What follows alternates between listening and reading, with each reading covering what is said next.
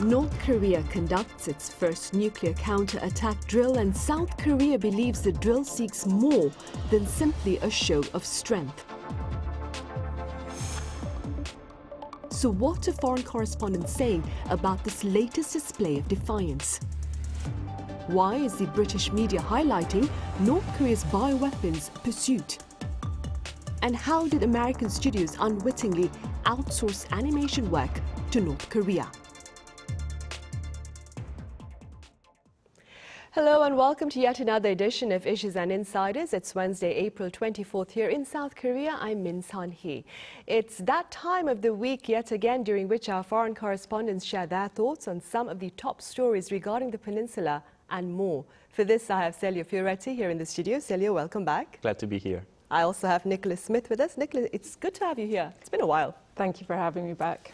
Right, Nicola, North Korea's Kim Jong-un supervised a drill simulating a nuclear counterattack against South Korea and the US earlier this week. Let's begin with details of this particular development and its broader implications, of course. Okay, well, first of all, it follows a series of tests that began Friday with cruise missiles, and then on Monday there was a volley of short-range ballistic missiles from an area near Pyongyang into the waters off the eastern coast. And then on Tuesday, state media revealed that Kim Jong-un had personally supervised the regime's first ever drills to simulate its nuclear trigger management system.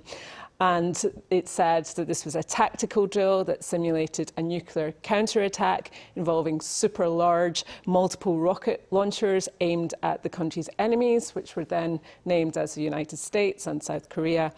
And North Korea made it clear that it had been riled by the joint Air Force drills by the US and South Korea. And it said that Kim Jong-un oversaw these drills that involved the manoeuvring of troops in a nuclear counterattack posture and the firing of artillery with mock nuclear warheads, said that he was praising the readiness of the world's best tactical nuclear attack weapons.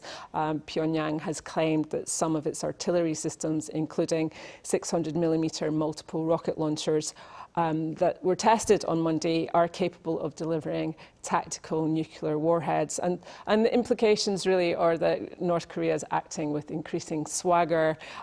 This has a destabilizing effect on the Korean Peninsula, and it raises tensions, also raises the possibility of conflict or accidental conflict as well. And some of this belligerence is likely due to North Korea being enabled by Russian support. You've seen Russia blocking the United Nations Security Council, trying to block their monitoring of sanctions violations. And also we've seen political support from China as well, with high-level delegations. And against this backdrop, Celio, do you suppose South Korea and its allies have been doing what they can to keep North Korea in check? Well, the situation is quite difficult. Since the beginning of the year, the situation really changed on the peninsula.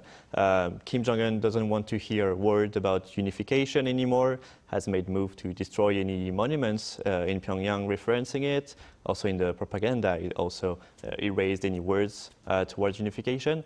So it's hard for South Korea to really establish a dialogue with the North.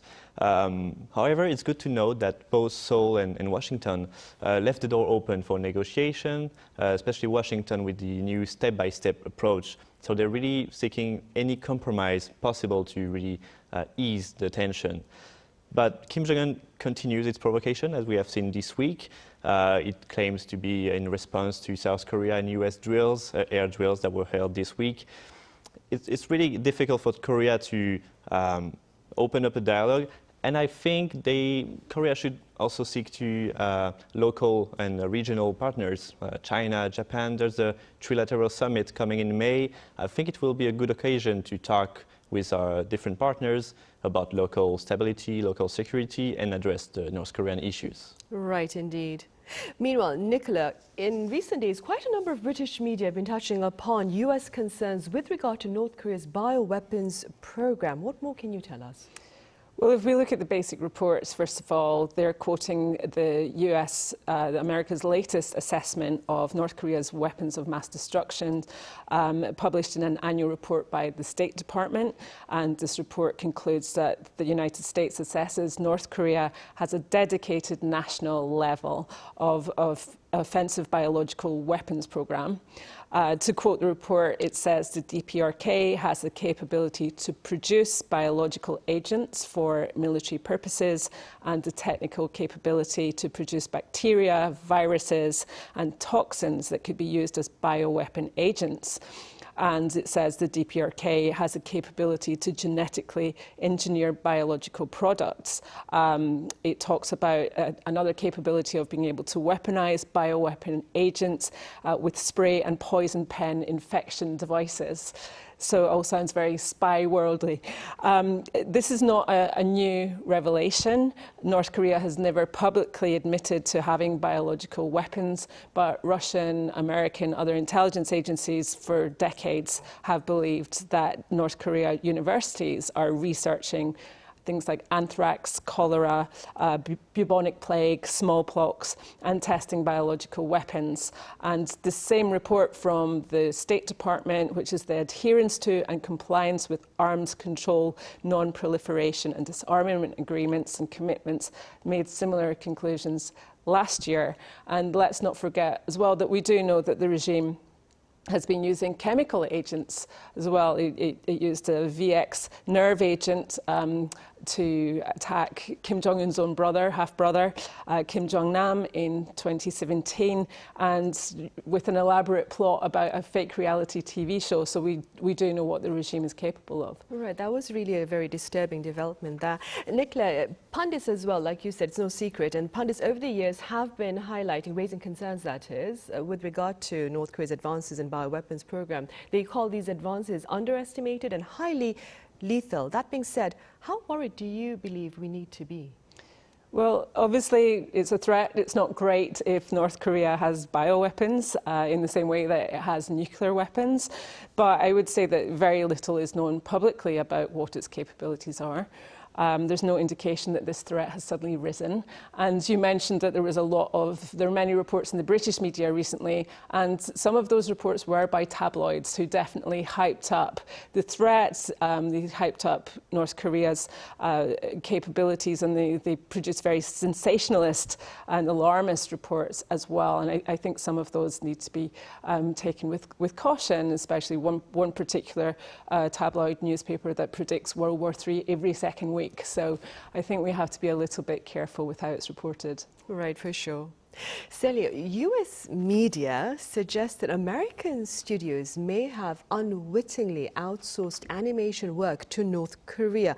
Could you tell us a bit about these reports and their implications, especially with regard to financing North Korea's hostile weapons ambitions? Yeah, for sure. So American media reported this week that after looking in a server hosted in North Korea, a US researcher found some American files from animated shows episode, especially Amazon Prime Invincible, which is quite popular, and this episode have not been released yet in the US.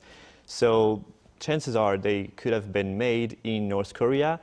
The companies, which are still unnamed by American media, say they were not aware of such outsourcing, so probably one of their contractors were linked somehow with North Korea. It's not clear yet how did the transfer happen. Now it's quite interesting actually to see North Korea is still working in the animation sector. In the 90s and early 2000s, North Korea was quite known for animation studio. They had a big one in Pyongyang called SEK with 1,600 employees at the time. Many American, European companies were outsourcing their work to North Korea, and it was a good finance for the regime, which needs in trying to find every way to finance itself. But after 2010 and first sanction hit the regime, every cooperation, international cooperation on the animation sector stopped.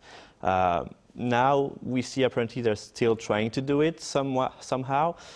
It's unclear really what's the objective behind it, because it's much more difficult nowadays to really outsource, foreign companies outsource their work in North Korea. It's also unclear how much they can gain from it. The missile program, nuclear program, is still quite expensive. I'm not sure if the animation sector can really give them much money for that. Right. It was just a concern that such outsourcing had been possible, which makes it all the more necessary to have sanctions, UN monitoring of its sanctions on North Korea. Nicola, on the diplomatic front, South Korea in recent days has shared quite a bit of disappointment with regard to Japanese Prime Minister Fumio Kishida's ritual offering at the Yasukuni Shrine. Now, some analysts claim that Mr. Kishida's offering has more to do with appeasing his public than angering his neighbors. What do you think? Well, yeah, I think that's a fair assessment. I don't think that the Prime Minister Kishida has any reason to anger his neighbours. South Korea and China also, as you say, have both protested his offering at the Yasukuni Shrine. Seoul has expressed its deep disappointment and urged the Japanese leaders to show repentance for the wartime past. This gesture has been seen by Seoul and Beijing as a symbol of,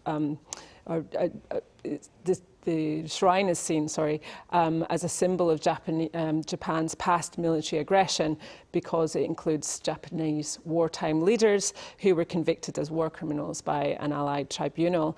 And they are among the 2.5 million war dead, both civilians and soldiers, who are also remembered at the shrine.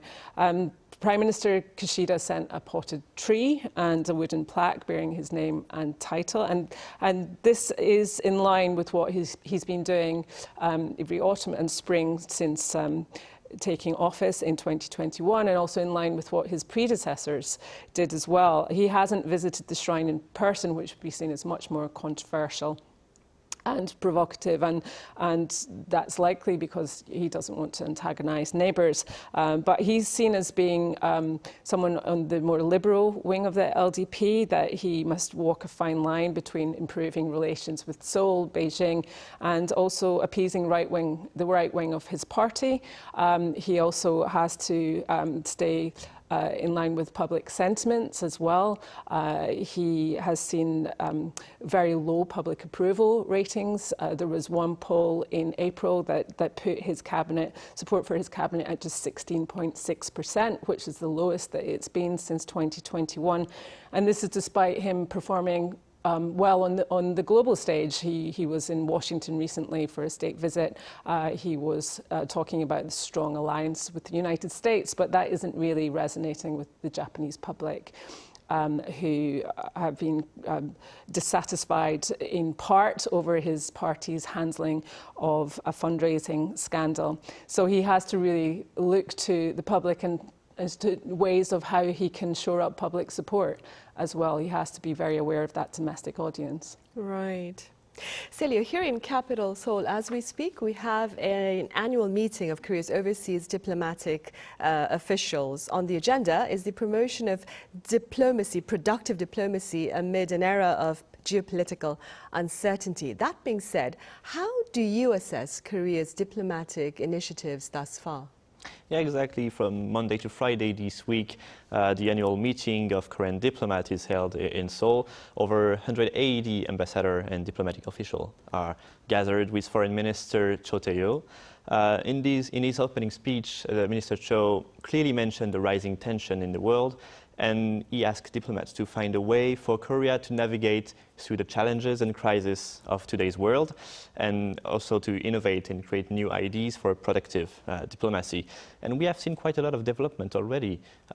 Korea and Japan are becoming closer, albeit there are still some issues, historical issues, but it's good to acknowledge that the situation now is much better than it was in the last presidency, for example. So it's good to know that the two countries are talking and improving relations. Also, outside of Japan, in the region, as I mentioned just before, the trilateral summit is coming back for the first time since 2019. It's a good way to open the diplomatic relation in the region, talk with our partners, China, Japan, about security issue, but also trade, which is really becoming a tense and sensitive topic with China, Korean and China trade.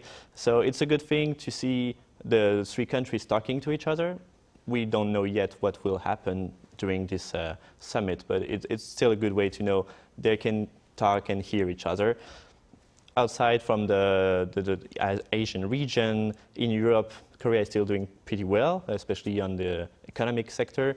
Defense industry is booming really well.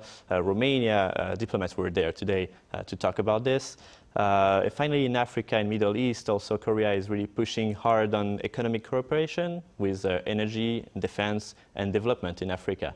So the trend these days for the last 2 years, Korea really went outside and trying to have new challenges, bring new prospects and new program to the world. And I think it's going quite well. Right, and all these actions, all these activities take place under the Yoon administration's grand plan of becoming a global pivotal state, Nicola. That being said, what do you propose to secure this diplomatic ambition? Well, that's a big question. It really is.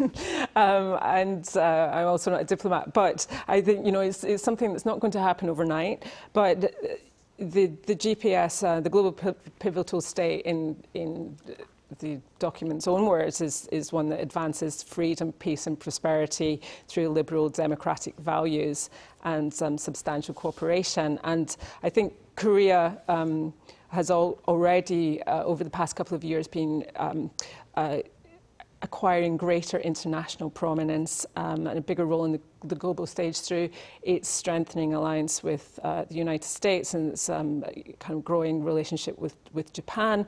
It's also joining the UN Security Council as a non-permanent member, which will again elevate its status and the foreign policy and foreign policy goals.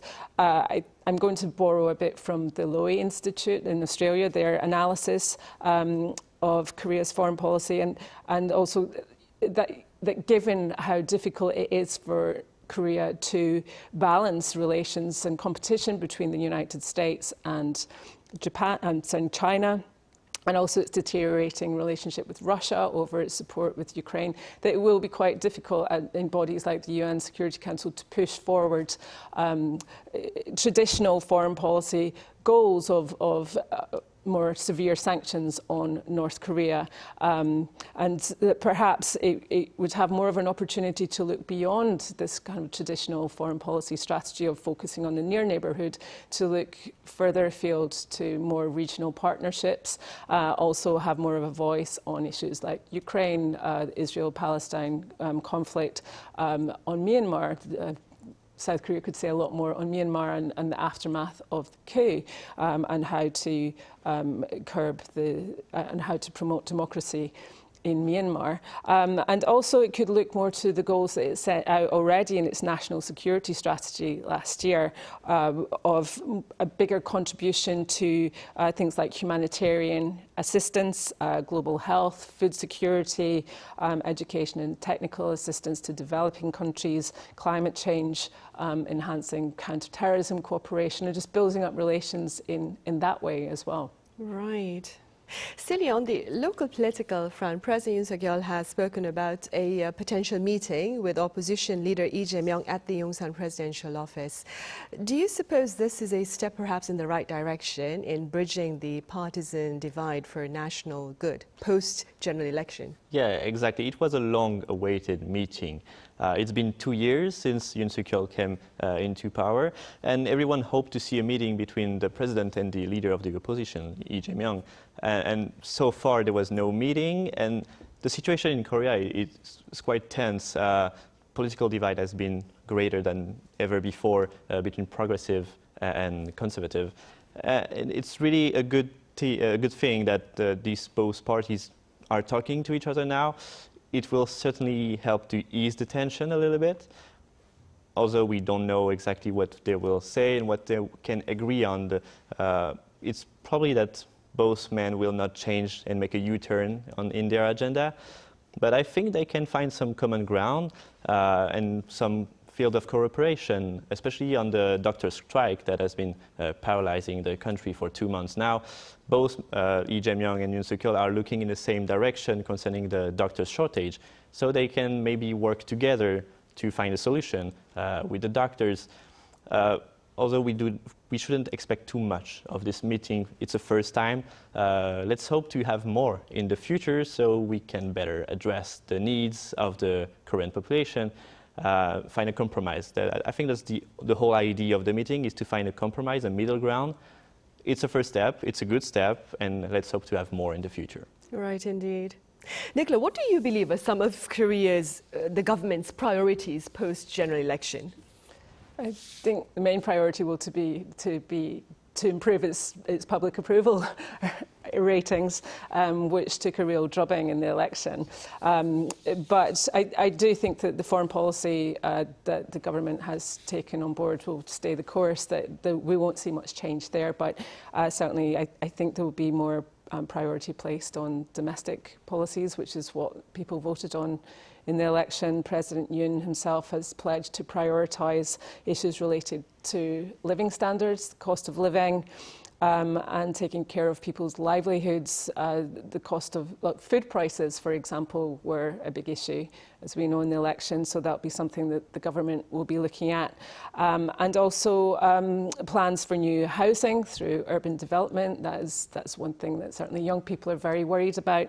And also major healthcare reform plans. This, as Celio said, the dispute with the doctors, how to resolve that, and also to push forward to, improve the healthcare sector and the problems that it's facing. I think we'll also see some policies on nuclear power to make South Korea stronger in nuclear power. That may run into some opposition from the Parliament. And also, this government has said it wants to push forward with tax breaks for semiconductor facilities, and I think we're unlikely to see many obstacles put in the way of that particular policy. Right, policies focus on the welfare of the people here then. All right, Nicola, as always, thank you very much for your time and your thoughts, and Celio, thank you very much for your insights. Thank you. Right, well, that is all the time we have for this edition of Issues and Insiders. As always, thank you for watching.